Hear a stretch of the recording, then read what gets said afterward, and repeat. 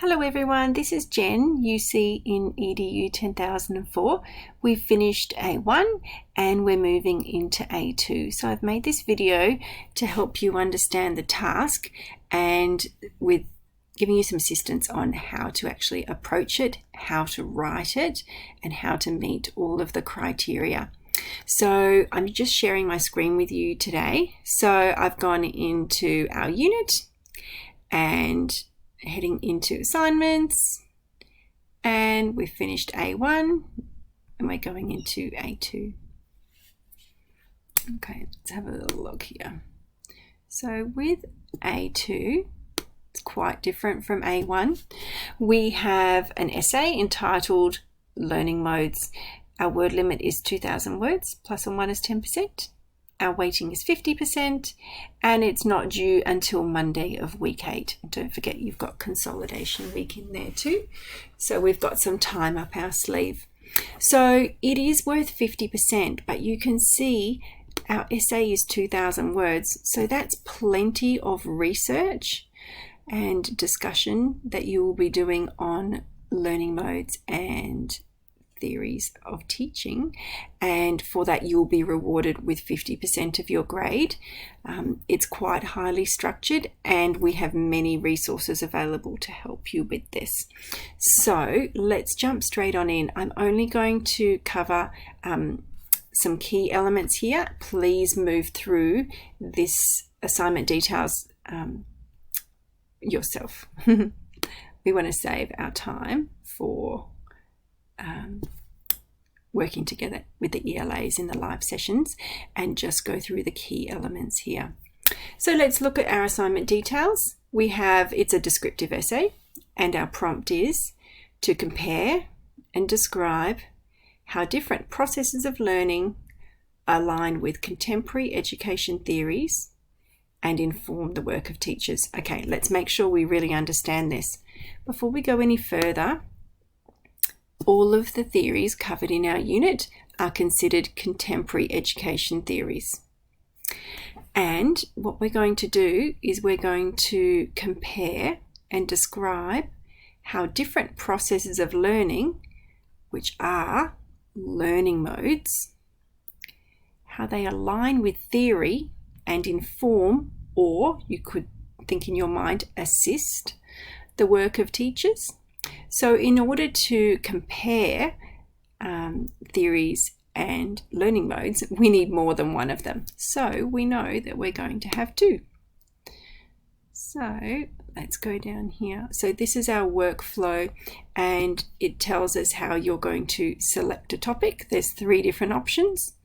You're going to research, you're going to link your research to practice, you're going to plan your essay, and then you're going to write it. So please go through that carefully yourself.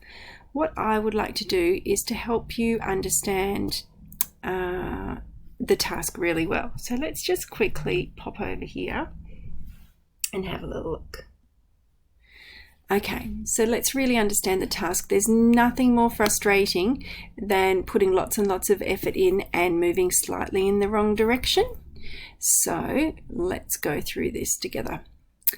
We've gone through our essay prompt, and because it says compare and describe, we know that we need more than one. So your essay is going to have 2 learning modes and 2 theories. So 2 learning modes, 2 theories equal your essay. This is just a visual to help us understand this. So we're going to look at how learning modes, or the processes of learning, and theories together inform the work of teachers. Learning modes and learning theories both describe how learning occurs.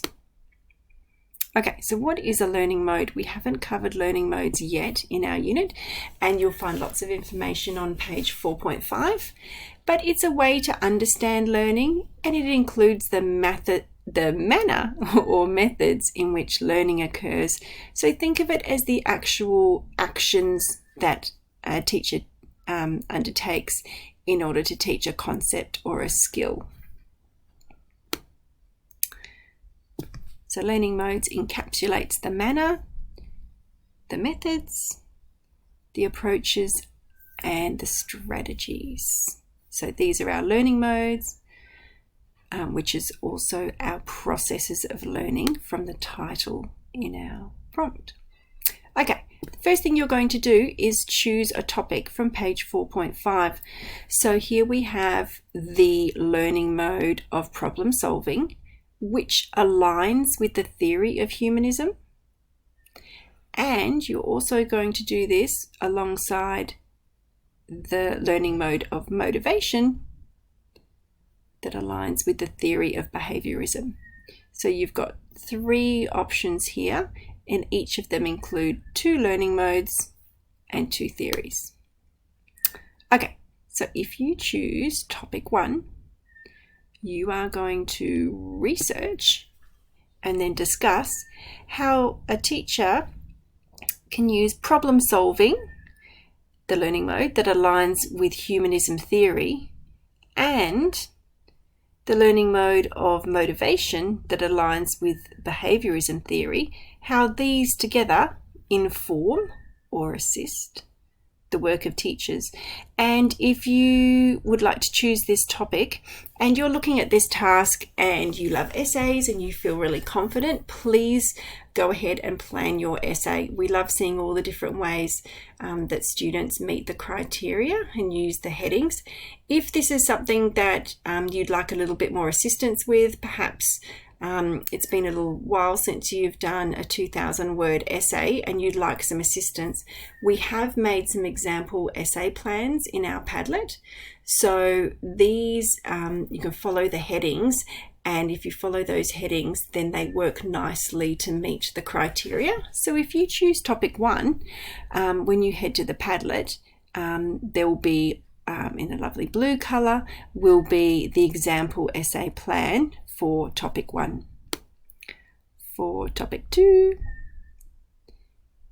you might choose to research the learning mode of showing and doing that aligns with sociocultural theory, alongside the learning mode multiple ways of knowing that aligns with post-structural theory, how these 2 here inform the work of teachers. Then if you would like to use our example essay plan, it's this orangey apricot colour. And our final option is topic 3.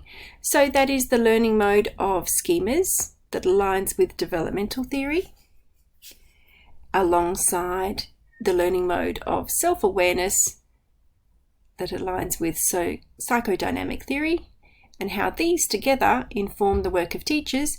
And this one has the green essay plan that is in our Padlet. So finally, in your conclusion paragraph, you're going to tie your main points together and make sure you return to the essay prompt. And you want to include, so you want to tell us how learning modes and theories can inform the work of teachers. So how do they assist them? How do they inform them in their teaching practices? Always remember to return to the prompt.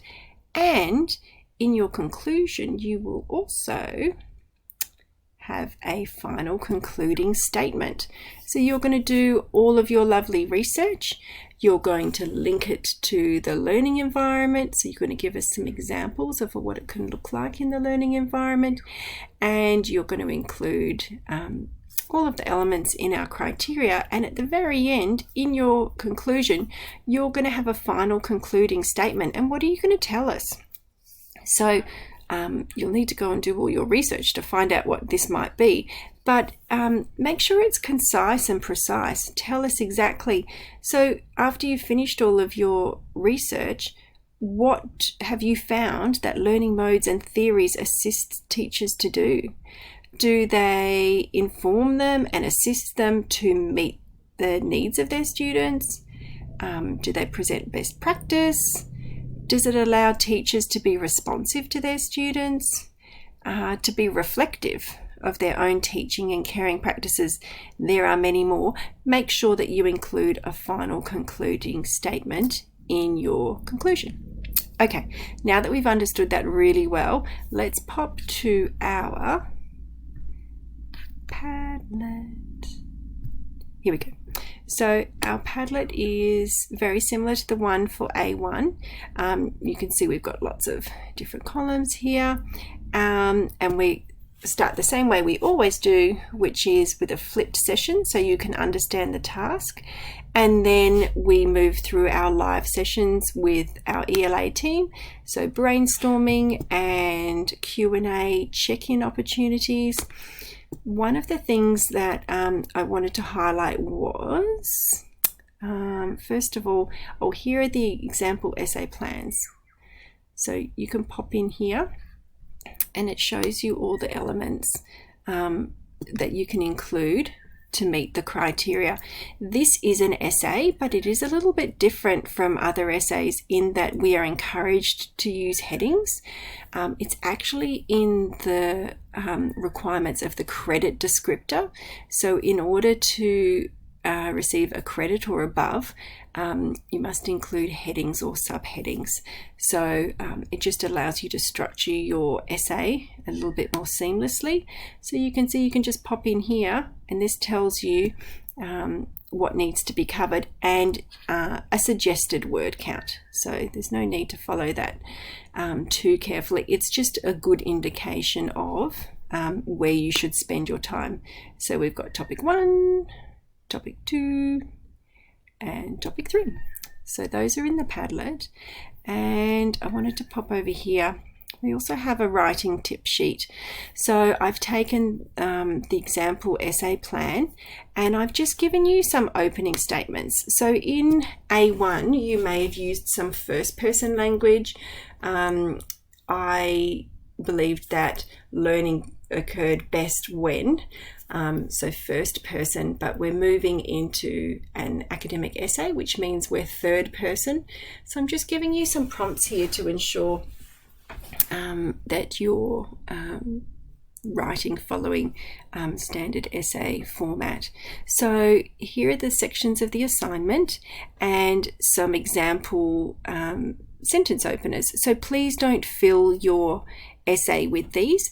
You can use them as a prompt to inspire you, and it's just to make sure you're moving in the right direction.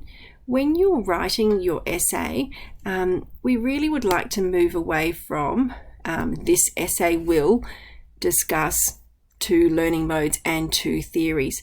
Start with a really cracking opening statement and hook your audience in. And you're going to establish your main points, your specific points.